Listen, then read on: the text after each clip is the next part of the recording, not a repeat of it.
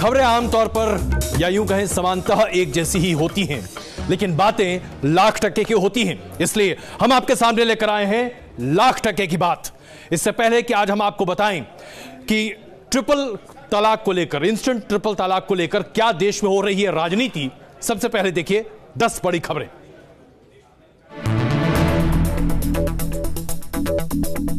लगातार दूसरे दिन प्रियंका गांधी के पति रॉबर्ट वाड्रा की ईडी मुख्यालय में पेशी हुई। मनी लॉन्ड्रिंग केस में ईडी की पूरी जांच टिकी है। दरअसल 2009 के मामले की इस जांच के दौरान ईडी को संजय भंडारी के रिश्तेदार सुमित चड्ढा का एक मेल मिला है। इस मेल में रॉबर्ट वाड्रा की संदिग्ध लेन देन की डिटेल मौजूद है। ये लेन देन वाड्रा की लंदन वाली प्रॉपर्टी से जुड़ी है और मेल में वाड्रा से प्रॉपर्टी डील का जिक्र भी है। रॉबर्ट वाड्रा का ये मेल अब उनके लिए मुसीबत बन गया है, क्योंकि पहले तो उन्होंने इसे पुराना मामला बताकर पल्ला झाड़ने की कोशिश की, मगर जब ईडी ने वाड्रा का जवाबी मेल भी पेश कर दिया तो उनकी परेशानी बढ़ गई। मिशन 2019 के लिए कांग्रेस ने बड़ा मुस्लिम कार्ड खेला है। दिल्ली में कांग्रेस अल्पसंख्यक प्रकोष्ठ के कार्यक्रम में राहुल की मौजूदगी में कांग्रेस ने वादा किया कि अगर 2019 में कांग्रेस की सरकार आई तो इंस्टेंट ट्रिपल तलाक कानून को खत्म कर दिया जाएगा। माना जा रहा है कि राहुल के बयान से कांग्रेस का रुख साफ हो गया है। आपको बता दें कि मोदी सरकार ने ट्रिपल तलाक कानून को पास कराने के लिए पूरी ताकत लगा रखी है। शीतकालीन सत्र में अध्यादेश लोकसभा में पास हो गया, लेकिन राज्यसभा में अटका है। पश्चिम बंगाल सरकार और केंद्र के बीच विवाद और बढ़ गया है। ममता के धरने में साथ बैठने वाले 5 पुलिस अफसरों पर केंद्र गृह मंत्रालय ने कार्रवाई करने का आदेश दिया है। गृह मंत्रालय की दलील है कि धरने पर बैठना सर्विस रूल के खिलाफ है और ड्यूटी पर ऐसा करने की इजाजत नहीं दी जा सकती। वहीं ममता बनर्जी ने कहा है कि केंद्र बेवजह राज्य के अफसरों को परेशान कर रहा है। ममता सीबीआई के खिलाफ हल्ला बोलने के लिए दिल्ली भी आने वाली है। यूपी के बजट में इस बार गाय धार्मिक स्थलों के विकास पर ज्यादा जोर दिया गया है। योगी सरकार ने 4,70,684 करोड़ रुपए का बजट पेश किया है। ये पिछले साल के बजट से 12% ज्यादा है। इस बजट में गौ कल्याण के लिए 500 करोड़ से ज्यादा का बजट रखा गया है। बजट को सीएम योगी ने ऐतिहासिक और सबके विकास वाला बजट बताया है। वहीं विपक्ष का आरोप है कि सरकारी पैसे से सरकार अपना एजेंडा साध रही है। हालांकि रोजगार के लिए बजट में कोई तस्वीर साफ नहीं की गई है। प्रयागराज में आज से 3 दिवसीय प्रयागराज पंचकोसी परिक्रमा का आगाज हो गया। संगम तट पर साधु संतों और जिला प्रशासन के अधिकारियों ने परिक्रमा से पहले गंगा आरती की। मान्यता है कि प्रयागराज में परिक्रमा की परंपरा पौराणिक है, लेकिन 550 साल पहले ये परिक्रमा मुगल बादशाह अकबर ने बंद करवा दी थी, जिसके बाद साधु संतों की मांग पर सरकार ने इस पंचकोसी परिक्रमा को फिर से शुरू किया है। 12 माधव मंदिरों की पूजा और परिक्रमा सभी साधु संत और श्रद्धालु करेंगे। बिहार में बोर्ड परीक्षा के नियम कायदों की धज्जियां उड़ाती तस्वीरें गया से सामने आई हैं। वीडियो में दिख रहा है कि कैसे परीक्षार्थी दीवार फांदकर क्लासरूम में जाने की कोशिश कर रहे हैं। आरोप है कि कई लोग नकल कराने की कोशिश में दिखे। दरअसल इंटरमीडिएट की परीक्षा के लिए तय वक्त पर जब गेट बंद कर दिया गया तो कई परीक्षार्थी दीवार फांदकर क्लासरूम में जाने लगे और इससे कॉलेज परिसर के बाहर अफरा तफरी मच गई। हद तो तब हो गई जब इसे रोकने टोकने वाला कोई कर्मचारी मौके पर नहीं पहुंचा। बिहार में वंदे मातरम पर विवाद का एक वीडियो सामने आया है। दावा किया जा रहा है कि वीडियो कटिहार जिले के एक प्राथमिक स्कूल का है, जब गणतंत्र दिवस के मौके पर एक मुस्लिम शिक्षक ने वंदे मातरम गाने से इंकार कर दिया। वीडियो सोशल मीडिया पर वायरल हुआ तो स्थानीय लोग प्रदर्शन पर उतर आए और नौबत हाथापाई तक पहुंच गई। उधर अपनी सफाई में शिक्षक ने दलील दी है कि मजहब की वजह से वंदे मातरम नहीं गाया। वायरल वीडियो पर जिला शिक्षा अधिकारी दिनेश चंद्र देव ने कहा है कि अगर कोई शिकायत करता है तो संज्ञान लिया जाएगा। रिजर्व बैंक ऑफ इंडिया ने किसानों के लिए कोलेटरल फ्री लोन की लिमिट 1 लाख रुपए से बढ़ाकर 1,60,000 रुपए कर दी है। यानी अब किसानों को 1,60,000 रुपए तक का लोन लेने के लिए कोई गारंटी देने की जरूरत नहीं होगी। इस फैसले से खासकर उन किसानों को फायदा मिलेगा जिनके पास खेती योग्य जमीन नहीं है। इसके अलावा रिजर्व बैंक ने रेपो रेट में 25 बेसिस पॉइंट की कटौती की है, जिससे अब रेपो रेट 6.5% से घटकर 6.25% हो गई है। इस फैसले से होम लोन सस्ता हो सकता है। नागपुर के सावरनेर टोल प्लाजा से दिल दहला देने वाली तस्वीरें सामने आई हैं। टोल प्लाजा पार करते हुए एक तेज रफ्तार बस ने बाइक सवार को रौंद दिया। हालांकि इस हादसे में बाइक सवार की जान बाल बाल बच गई। प्लाजा पर लगे सीसीटीवी कैमरे में टक्कर की तस्वीरें कैद हो गई। बाइक सवार लेन क्रॉस कर रहा था, इतने में ही बस रौंदते हुए निकल गई। गनीमत रही कि बाइक सवार को हल्की चोट लगी, वरना हादसा और भयानक हो सकता था। उत्तराखंड में भारी बर्फबारी जारी है। बद्रीनाथ धाम में बर्फबारी से पूरा इलाका सफेद हो गया है। बद्रीधाम मंदिर की ओर जाने वाले रास्ते पर करीब 7 फीट बर्फ पड़ी हुई है। वहीं चमोली में भी बर्फबारी जारी है। जम्मू कश्मीर में जोरदार बर्फबारी हो रही है। श्रीनगर में तो इतनी बर्फ गिर चुकी है कि जगह जगह रास्ते बंद हो गए हैं। लोग अपने घरों के सामने सड़कों और रास्तों को खुद ही साफ कर रहे हैं, तो वहीं दूसरी ओर मशीनों की मदद से फंसी गाड़ियों को निकाला जा रहा है। लाख टके की बात में आज की बड़ी खबर, और आज की बड़ी खबर क्या है? इंस्टेंट ट्रिपल तलाक को लेकर मोदी सरकार ने संसद में 2-2 बार इसे आगे बढ़ाने की कोशिश की, यह बात सच है कि आज इंस्टेंट ट्रिपल तलाक को लेकर जो कानून है वो राज्यसभा से पारित नहीं हो पाया है, लेकिन मोदी सरकार ने इस पर अध्यादेश भी रखा है, सुप्रीम कोर्ट का आदेश भी इस पर है। लेकिन कांग्रेस की नेता सुष्मिता देव ने स्पष्ट तौर से कहा राहुल गांधी की मौजूदगी में कि अगर कांग्रेस की सरकार बनती है तो 2019 के लोकसभा के चुनाव के बाद तो इंस्टेंट ट्रिपल तलाक के ऊपर जो कानून बनाया गया है उसे निरस्त कर दिया जाएगा। अब सवाल यह उठता है कि जहां एक तरफ कांग्रेस महिलाओं के उत्थान की बात लगातार करती है, महिलाओं को ज्यादा से ज्यादा शक्ति देने की भी और समाज में एकत्रित और सम्मिलित करने की बात करती है, वहीं इंस्टेंट ट्रिपल तलाक जिसका विरोध मुल्ला और मौलाना कर रहे हैं उनके सामने झुकने की बात करती है। तो बात समझ में नहीं आती कि क्या कांग्रेस वाकई में सेल्फ गोल कर रही है या मुल्ला मौलानाओं की एक तरह से अपीजमेंट करती हुई दिखाई दे रही है। इसे माइनॉरिटी अपीजमेंट नहीं कहेंगे तो और क्या कहेंगे।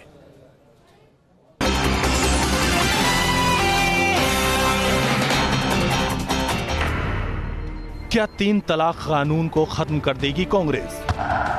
क्या तलाक विद्दत के खिलाफ है कांग्रेस? ये वो सवाल है जिसने एक बयान के बाद कांग्रेस को सवालों के कटघरे में खड़ा कर दिया है। अल्पसंख्यक प्रकोष्ठ की बैठक के दौरान कांग्रेस नेता सुष्मिता देव ने 3 तलाक पर ऐसा बयान दिया जो सबसे बड़ी खबर बन गया। सुष्मिता देव ने राहुल गांधी की मौजूदगी में साफ कहा कि अगर कांग्रेस की सत्ता में वापसी हुई तो फिर 3 तलाक पर बन रहे कानून को कांग्रेस सरकार खारिज कर देगी। कांग्रेस की सरकार आएगी 2019 में और हम इस ट्रिपल तलाक कानून को खारिज करेंगे। इस ट्रिपल तलाक कानून को खारिज करेंगे, ये आप लोगों से वायदा है। सुष्मिता का यह बयान कांग्रेस का आधिकारिक बयान है या नहीं, लेकिन सुष्मिता का दावा है कि 3 तलाक पर कांग्रेस का रुख यही है। न्यूज नेशन ने 3 तलाक के मुद्दे पर सुष्मिता का पक्ष जानना चाहा तो उन्हें 3 तलाक की पीड़ित मुस्लिम महिलाओं का दर्द नजर नहीं आया। हमने ये कहा कि सुप्रीम कोर्ट ने इंस्टेंट ट्रिपल तलाक को बैन किया। कांग्रेस पार्टी ने पहले ही बयान दिया कि हम सुप्रीम कोर्ट के निर्णय का सम्मान करते हैं, बट इंस्टेंट ट्रिपल तलाक को क्रिमिनलाइज करने का कोई मतलब नहीं है। ये बीजेपी की साजिश है। हमारी सरकार आएगी, हम ये कभी नहीं होने देंगे। क्या होने देंगे आखिर? हालांकि 3 तलाक का कानून अभी राज्यसभा से पास होना बाकी है, लेकिन फिर भी सवाल यही है कि क्या वाकई कांग्रेस 3 तलाक के खिलाफ है? 3 तलाक के खिलाफ आवाज उठाने वाले भी कांग्रेस के इस बयान से हैरान हैं। क्योंकि मुस्लिम महिलाओं ने ही पिटीशन दाखिल किया था सुप्रीम कोर्ट में, और इस तरह से आप जो है किसी एक सेक्शन के अनाउंस को बर्दाश्त करते हुए आप लुभा नहीं सकते वोट के लिए। तो आप जो भी स्टेटमेंट आ रहा है कांग्रेस की तरफ से वो बहुत सोच समझ के आना चाहिए। कुल मिलाकर एक बात तो साफ है कि 3 तलाक पर कांग्रेस के बयान के बाद अब संग्राम और तेज होगा। सवाल ये उठेंगे कि क्या कांग्रेस को उन मुस्लिम महिलाओं से हमदर्दी नहीं जिनके शौहर एक झटके में बिना वजह 3 बार तलाक कहकर जिंदगी भर के लिए रिश्ता तोड़ देते हैं। Madhurendra Kumar, news nation, Delhi. इसे आप विडंबना ही कह सकते हैं कि कांग्रेस ने आज तक कभी भी इंस्टेंट ट्रिपल तलाक का विरोध कभी भी किसी मंच पर नहीं किया। लोकसभा और राज्यसभा में 2-2 बार बहस हुई, लेकिन कांग्रेस ने कभी अपने इस स्टैंड को सामने नहीं रखा जो अब सामने रख रही है। सबसे बड़ी बात तो यह है कि बिल पर चर्चा के दौरान कांग्रेस ने कभी भी राज्यसभा और लोकसभा में इसका विरोध नहीं किया। सरकार की मंशा पर कांग्रेस ने हमेशा सवाल खड़े किए, लेकिन यह भी कहा कि मांग पूरी नहीं हो रही है, इसलिए इसे सिलेक्ट कमेटी में भेजा जाए ताकि सिलेक्ट कमेटी इसे विस्तृत चर्चा के जरिए लागू करे। राज्यसभा में जहां पर विपक्षी दलों का बहुमत रहा, वहां पर भी कांग्रेस के किसी भी नेता ने इसका कभी आज तक विरोध नहीं किया। अब सवाल ये खड़े होते हैं कि अब कांग्रेस क्यों विरोध कर रही है? संसद में बिल को खारिज नहीं करने की बात कांग्रेस ने क्यों कही? और इसके साथ साथ सवाल ये भी खड़े होते हैं कि जब विधेयक को इस तरीके से खारिज करने की बात कही जा रही है तो इसके पीछे माइनॉरिटी अपीजमेंट के अलावा और क्या है? इसके साथ साथ आज की बड़ी खबर में हम आपको सामने यह भी रखना चाहते हैं, कांग्रेस के ऊपर 2014 से या उसके आसपास से यह आरोप लगातार लगते रहे कि मुस्लिम तुष्टीकरण कांग्रेस की एक नीति है और इस नीति पर कांग्रेस लगातार आगे बढ़ रही है। कांग्रेस ने हर तरह से यह कोशिश की कि मुस्लिम तुष्टीकरण की यह छाप उस पार्टी से हट जाए। तभी तो आपने राहुल गांधी को जनेऊ के साथ देखा, तभी तो आप राहुल गांधी को तमाम मंदिरों में दर्शन करते हुए देखते हैं, तभी तो आप राहुल गांधी और उसके साथ साथ कमलनाथ को गाय बचाने की बात करते दिखाई देते हैं। लेकिन ये क्या है गांधी साहब, अचानक पूरे कांग्रेस ने अपना बस परिवर्तन कर दिया चुनाव को देखते ही? आपको एक बार फिर मुस्लिम तुष्टीकरण ही करनी थी, तो फिर अपनी हिंदू छवि सामने रखने की आवश्यकता ही क्यों थी? इस ट्रिपल तलाक कानून को खारिज करेंगे। सत्ता में आए तो ट्रिपल तलाक कानून को खत्म कर देंगे। कांग्रेस की महिला मोर्चा की अध्यक्ष के बयान से एक बार फिर 32 साल पुराने वाकये की याद ताजा हो गई। उस समय केंद्र में राजीव गांधी की अगुवाई वाली सरकार थी। मुस्लिम महिला शाहबानों के हक में फैसला सुनाते हुए सुप्रीम कोर्ट ने महिला को गुजारा भत्ता देने का आदेश दिया था। लेकिन जब इस मामले में धार्मिक संगठनों ने हंगामा शुरू किया तो मामले में झुकते हुए राजीव गांधी सरकार ने फैसले को पलट दिया। एक बार फिर कांग्रेस की तरफ से इसी तरह के संकेत दिए जा रहे हैं। कांग्रेस नेताओं के बयान का मुस्लिम संगठन भी समर्थन कर रहे हैं। कोर्ट के फैसले आ जाने के बाद ट्रिपल तलाक पे कोई उसूली तौर पर कानून नहीं बनना चाहिए था, और अब जो ये बात आ रही है कि जिसकी भी हुकूमत आएगी वो कानून नहीं बनाएगा, तो उसका हम लोग वेलकम करते हैं। सवाल महिला अधिकारों का है, आधी आबादी को हक दिलाने का है। कांग्रेस की महिला मोर्चा की अध्यक्ष के बयान पर सवाल उठाए जा रहे हैं। कांग्रेस पर बीजेपी वार कर रही है। इस तरह जब कांग्रेस पार्टी कट्टरपंथियों के दबाव में आती है, वोट की पॉलिटिक्स कर रही है, उसका जवाब देश की जनता उनको देगी। लेकिन सबसे बड़ा सवाल टाइमिंग का है, क्योंकि 3 तलाक बिल को खारिज करने की बात कांग्रेस ने उस वक्त की है जब लोकसभा चुनाव सिर पर है। ये बात हर कोई जानता है कि 3 तलाक के मुद्दे को बीजेपी न केवल जोर शोर से उठाती है, बल्कि विपक्षी दलों पर हमला करने के लिए भी इस हथियार का इस्तेमाल करती है।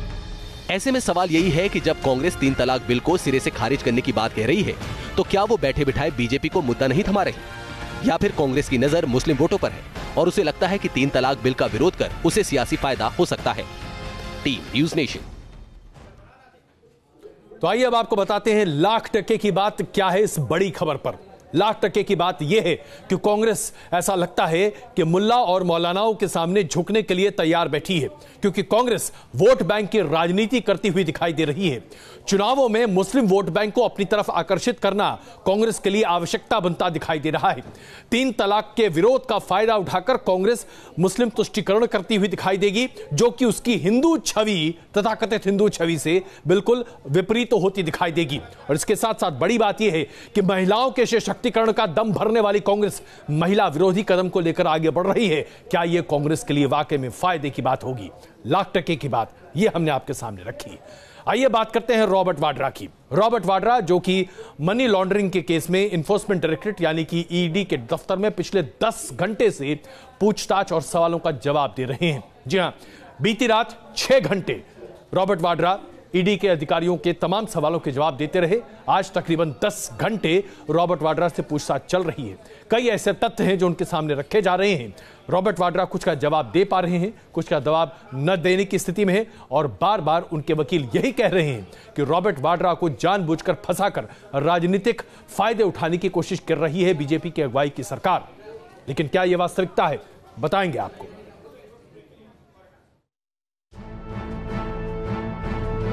ईडी के सवालों के चक्रव्यूह में घिरे सोनिया के दामाद रॉबर्ट वाड्रा के इन 4 तस्वीरों के मायने बहुत अहम हैं। वक्त जैसे जैसे गुजर रहा है, ईडी के सवालों की धार और तेज होती जा रही है। रॉबर्ट वाड्रा सबसे बड़े संकट काल में नजर आ रहे हैं। ईडी का मेन फोकस उनकी लंदन की प्रॉपर्टी और इसके लेन देन में शामिल किरदारों के कनेक्शन को लेकर है। बताया जा रहा है कि जिस मनी लॉन्ड्रिंग केस में ईडी की पूरी जांच टिकी है, उसमें कई अहम सुराग ईमेल से मिला है। दरअसल 2009 मामले की इस जांच के दौरान ईडी को संजय भंडारी के रिश्तेदार सुमित चड्ढा का एक ईमेल मिला है। इस मेल में रॉबर्ट वाड्रा के संदिग्ध लेन देन की डिटेल मौजूद है। ये लेन देन वाड्रा की लंदन वाली प्रॉपर्टी से जुड़ा है। मेल में वाड्रा से प्रॉपर्टी डील का जिक्र भी है। लंच के बाद दोपहर करीब 2:30 बजे जब वाड्रा फिर ईडी दफ्तर पहुंचे तो सबसे पहले उन्हें ईडी अफसरों ने सुमित चड्ढा का ईमेल दिखाया। ईमेल की जानकारी होने से कल वाड्रा ने इनकार किया था। सूत्रों के हवाले से खबर है कि मेल देखते ही वो परेशान हो उठे। हालांकि वाड्रा के वकील केटीएस तुलसी दावा कर रहे हैं कि उनके मुवक्किल बेकसूर हैं। रॉबर्ट वाड्रा की भारत से बाहर उसका कोई नहीं है, कोई है ही नहीं। सबूत कहां से होगा? एक पैसे की जायदाद नहीं है, एक पैसा यहाँ से उन्होंने बाहर नहीं भेजा, एक पैसा बाहर से अंदर नहीं आया। और ये सारी जो साजिश है सरकार की, ये सिर्फ बदनाम करने के लिए है। सवालों के चक्रव्यूह में घिरे वाड्रा की दलीलें किस नतीजे पर पहुंची, इस पर तफ्तीश जारी है। लेकिन दिल्ली से शुरू हुआ सवालों का सिलसिला जयपुर तक पहुंच गया, जहां 12 फरवरी को ईडी ऑफिस में उन्हें हाजिर होना, यानी आने वाले दिनों में राहुल गांधी के जीजा और सोनिया गांधी के दामाद की मुश्किलें खत्म नहीं होने वाली। दिल्ली से रुमानुल्लाह खान के साथ team news nation. Robert Vadra से पूछताछ अभी भी जारी है और आइए आपको बताते हैं कि एनफोर्समेंट डायरेक्टरेट ने रॉबर्ट वाड्रा से किस किस तरह के सवाल पूछे हैं। सवाल कुछ इस तरीके हैं जो अभी आपके सामने स्क्रीन पर दिखाई देंगे। जैसे कि सबसे पहले यह सवाल पूछा जा रहा है कि भाई आपने इतनी अकूत संपत्ति कहां से जमा की। जो सवाल सामने आ रहे हैं वो भी आपके सामने रख रहे हैं। मनी लॉन्ड्रिंग केस में रॉबर्ट वाड्रा का बयान रिकॉर्ड किया जा रहा है, यह हम आपके सामने रख रहे हैं। इसके साथ साथ जवाबों की समीक्षा भी की जा रही है और समन का फैसला भी लिया गया है, यह हम आपको बता रहे हैं। इसके साथ साथ रॉबर्ट वाड्रा अगले दौरे की पेशी के लिए अभी तारीख तय नहीं है, ऐसा बताया जा रहा है। यानी कि कुल मिलाकर स्थिति यह बन रही है कि रॉबर्ट वाड्रा अब बहुत जल्द, बहुत आसानी से बाहर नहीं निकलते दिखाई दे रहे हैं इस पूरे चक्र से। ऐसे में लाख टके की बात क्या निकल कर आ रही है? एक बात तो स्पष्ट होती दिखाई दे रही है कि मोदी सरकार के कार्यकाल के दौरान एजेंसियों ने बेहतर तरीके से कामकाज करने की कोशिश की है। एनफोर्समेंट डायरेक्टरेट की अगर आप परफॉर्मेंस रिपोर्ट को देखें, वो अभी हम आपके सामने प्रस्तुत करते हैं और बताता है कि कैसे एनफोर्समेंट डायरेक्टरेट ने पिछले 5 साल में जितना काम किया है, इतने यूपीए सरकार के 10 साल के कार्यकाल में नहीं किया। और वो कैसे, आइए अब आपको दिखाते हैं। एनफोर्समेंट डायरेक्टरेट ने मामले कम दर्ज किए, यानी कि 637 मामले दर्ज किए 5 साल में मोदी सरकार के दौरान, लेकिन 2000 से ज्यादा मामले दर्ज किए जब यूपीए की सरकार थी। कम मामले दर्ज करने के बाद भी 24,000 करोड़ की संपत्ति काला धन जब्त किया। यूपीए सरकार के दौरान यह सिर्फ 5,000 करोड़ तक सीमित था। सिर्फ 32 लोगों की गिरफ्तारी हुई थी यूपीए सरकार के दौरान ईडी के द्वारा। 120 लोगों की गिरफ्तारी हुई है मोदी सरकार के द्वारा इस 5 साल में एनफोर्समेंट डायरेक्टरेट के द्वारा। और अगर आप देखें कितने समन्स जारी किए गए हैं, तो जितने समन्स जारी किए गए थे एनफोर्समेंट डायरेक्टरेट के द्वारा 2005 से लेकर 2014 के बीच, यानी कि 10 साल के बीच में, उससे 3 गुना ज्यादा समन्स जारी किए गए हैं एनफोर्समेंट डायरेक्टरेट के द्वारा। यह सब साबित करता है कि एनफोर्समेंट डायरेक्टरेट कम से कम पिछले 5 सालों में अपने बेहतरीन प्रदर्शन पर है। और गौर करने वाली बात यह है कि एनफोर्समेंट डायरेक्टरेट में अभी काम करने वालों की संख्या उनके सैंक्शनड स्ट्रेंथ से आधी है। 2,500 अधिकारियों का सैंक्शन है, सिर्फ 1,300 अधिकारी काम कर रहे हैं। और आइए बात करते हैं प्रियंका गांधी की। प्रियंका गांधी इस पूरे मामले को जिस तरीके से लेकर आज जनता के सामने है, प्रियंका गांधी दरअसल यह साबित करना चाहती हैं कि वो आज एक सती सावित्री पत्नी की तरह अपने पति के साथ खड़ी हैं। अगर ऐसी बात नहीं होती तो प्रियंका गांधी कैसे रॉबर्ट वाड्रा को लेकर एनफोर्समेंट डायरेक्टरेट के दफ्तर तक कल पहुंचती, खास करके तब जबकि प्रियंका गांधी अपनी राजनीति की पारी के पहले दिन अपने पति के साथ एनफोर्समेंट डायरेक्टरेट के दफ्तर पहुंच रही थी। कुल मिलाकर स्थिति यह है कि प्रियंका गांधी यह साबित करना चाहती है अपने तमाम वोटरों के सामने कि सरकार जानबूझकर उन्हें और उनके पति को फंसाने की कोशिश कर रही है। राजनीति हो तो ऐसी।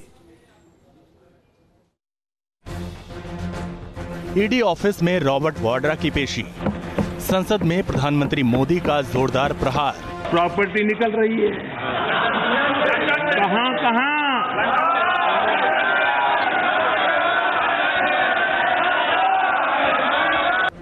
और कांग्रेस मुख्यालय में राहुल गांधी की बड़ी मीटिंग। इसमें सबसे खास प्रियंका गांधी की दस्तक, जिनके कंधे पर भाई राहुल गांधी की न्यू कांग्रेस का बेड़ा पार लगाने का दारोमदार है। दिल्ली में राज्य प्रभारियों और पार्टी महासचिवों की बैठक हुई, लेकिन देश की नजरें प्रियंका गांधी के अंदाज और हाव भाव पर टिकी रही। राहुल गांधी बैठक की अगुवाई कर रहे थे और उनकी दाईं तरफ पश्चिमी यूपी के प्रभारी ज्योतिरादित्य सिंधिया के साथ प्रियंका गांधी कुछ यूं नजर आई। 2019 के लोकसभा चुनाव पर बुलाई गई इस बैठक में पार्टी के रणनीति, एजेंडे और वादों पर चर्चा तो खूब हुई, लेकिन प्रियंका के रोल पर बड़े एक्शन प्लान की खबरें हैं और तय हुआ कि प्रियंका गांधी यूपी में जोर शोर से उतरेंगी। महासचिवों की बैठक के बाद राहुल और प्रियंका एक साथ मीडिया के सामने आए।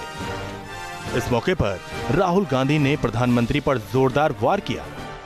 The Prime Minister has asked 30,000 crores from the defense forces and he has done it personally. Okay? Remember what I said. Thank you. Congress महासचिव बनने के बाद प्रियंका गांधी 11 फरवरी को पहली बार लखनऊ पहुंचेंगी। लखनऊ में प्रियंका और राहुल गांधी का रोड शो होगा। इसके बाद प्रियंका 12, 13 और 14 फरवरी तक 80 लोकसभा सीटों की समीक्षा करेंगी। कांग्रेस की बैठक में तय हुआ है कि पार्टी प्रचार अभियान तेज करेगी। यानी प्रियंका पर भले ही पूर्वी यूपी का जिम्मा हो, पर उनका रोल बड़ा होगा। शायद यही वजह कि बीजेपी के फायर ब्रांड नेताओं के रडार पर प्रियंका गांधी आ गई। आप पूरी दुनिया देख रही है कि कांग्रेस ने किस तरह से भ्रष्टाचार इस देश में कर रखा था। एक समय तो ये आ गया, सारे के सारे कैबिनेट मंत्री जेल में, तिहाड़ जेल में चले गए थे। तो ये जनता जानती है, सबके मन की जानती है कांग्रेस ने देश के साथ क्या किया है, कुछ छुपा नहीं है। तो प्रियंका ठीक कर रही है, देश सारा विश्व देख रहा है। बीजेपी के सीरियल अटैक जारी हैं। धार इसलिए भी ज्यादा है क्योंकि मनी लॉन्ड्रिंग केस में उनके पति वाड्रा घिरे हैं। कांग्रेस को इल्म है कि रॉबर्ट वाड्रा को ढाल बनाकर विरोधी प्रियंका गांधी पर निशाना साधने में नहीं चूकेंगे और वार पर पलटवार प्रियंका कैसे करेंगी, ये बड़ा सवाल है। दिल्ली से रवि सिसोदिया के साथ टीम न्यूज नेशन। और आइए अब आपको दिखाते हैं किस तरह से राहुल गांधी, जो कि आज प्रधानमंत्री नरेंद्र मोदी पर बड़े पैमाने पर हमलावर थे, कैसे अपने परिवार पर हो रहे तमाम इस तरह की जांच का जवाब दे रहे हैं।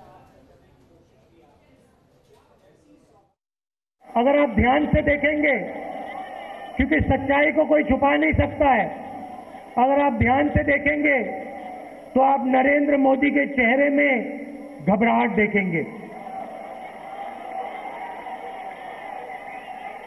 डर देखेंगे कि अब 2019 में नरेंद्र मोदी जी को पूरा पता लग गया है कि हिंदुस्तान को बांटने से, नफरत फैलाने से हिंदुस्तान का राज नहीं किया जा सकता है।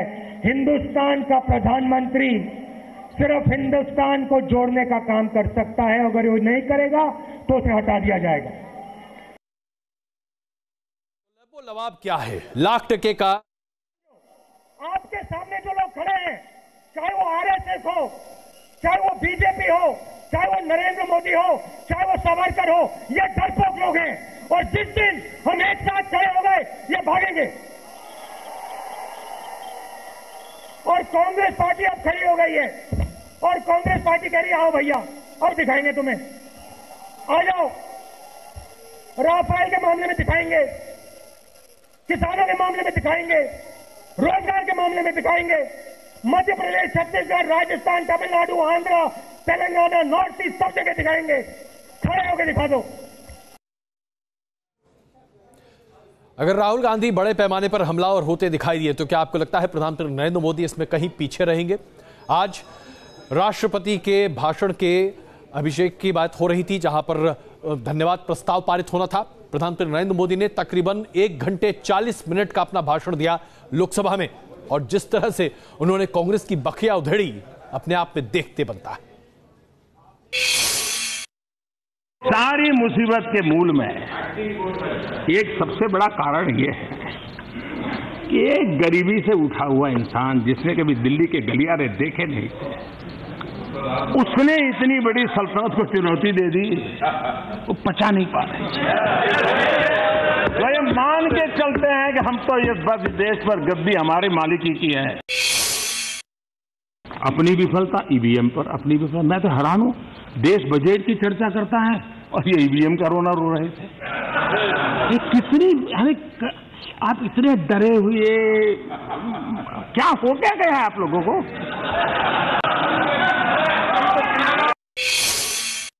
आपने कहा मोदी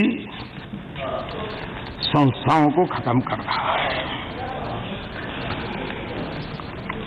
बर्बाद कर रहा है। हमारे यहाँ एक कहावत है,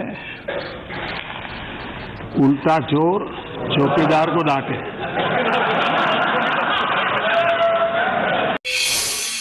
सुप्रीम कोर्ट ने हर पहलू को तलाश करके देखा है और सवाल ये है कि कांग्रेस पार्टी नहीं चाहती है कि देश की सेना के हाथ में हमारी वायुसेना मजबूत हो। मैं गंभीर आरोप लगा रहा हूं, कांग्रेस पार्टी चाहती नहीं है कि हमारी वायुसेना मजबूत हो। 30 साल के बाद देश की जनता ने पूर्ण बहुमत वाली सरकार चुनी है और देश अनुभव करता है जब मिलावटी सरकार होती है तब क्या हाल होता है। और अब तो महामिलावट आने वाला है। अब तो जो हेल्थ कॉन्शियस सोसाइटी है वो भी मिलावट से दूर रहती है। हेल्दी देखा आपने किस तरीके से प्रधानमंत्री नरेंद्र मोदी ने राहुल गांधी का प्रतिकार किया। लेकिन आइए बात करते हैं नितिन गडकरी की, जो अपने काम की वजह से काफी तारीफ और चर्चा बटोर रहे हैं। और वो इसलिए क्योंकि नितिन गडकरी का महकमा अपने आप काम को लगातार प्रदर्शित कर रहा है। आप सड़कें देख लीजिए किस तरह से परिवहन क्षेत्र में मूलभूत परिवर्तन होता दिखाई दे रहा है। नितिन गडकरी जब आज लोकसभा में अपना बयान दे रहे थे तो सोनिया गांधी ने मेज थपथपाकर नितिन गडकरी को उसका धन्यवाद प्रस्ताव दिया। यूं कहें कि तारीफ करने से अपने आप को रोक ना पाई। अब यहां पर लाख टके का सवाल यह है साहब, कांग्रेस को नितिन गडकरी क्यों पसंद आ रहे हैं? नितिन गडकरी बीजेपी को तो पसंद आए, यह बात तो समझ में आती है। संघ परिवार को पसंद में आए, यह बात समझ में आती है। कांग्रेस को समझ में आए, यह है लाख टके का सवाल। देश में रोड कनेक्टिविटी में केंद्रीय मंत्री नितिन गडकरी का कोई तोड़ नहीं। लोकसभा में खुद उनकी जुबान पर यह अल्फाज आया कि सभी दलों के सांसद उनके तारीफ करते हैं तो पूरा सदन तालियों से गूंज उठा।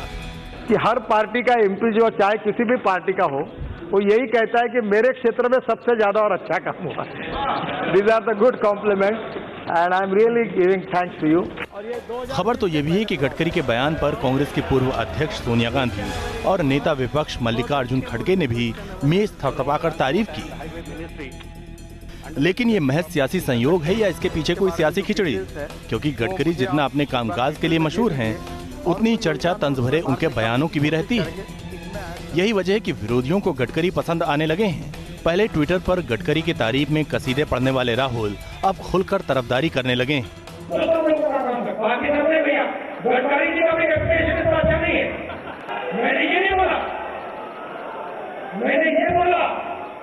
मैंने ये बोला कि बीजेपी के लोग कह रहे हैं, बीजेपी के मंत्री कह रहे हैं कि हमें भी काम नहीं करने दिया जाता है। अब इसे सियासी दुश्मन के दोस्त पर पासा फेंकने की चाल कहिए या फिर महज इत्तेफाक। लेकिन गडकरी ने कुछ दिन पहले राहुल प्रेम पर कुछ यूं टिप्पणी की। पिछले 3 महीनों में गडकरी का जो भी बयान आया, विरोधी खेमे के नेता अपने लिए मौका तलाशने लगे। Team news nation.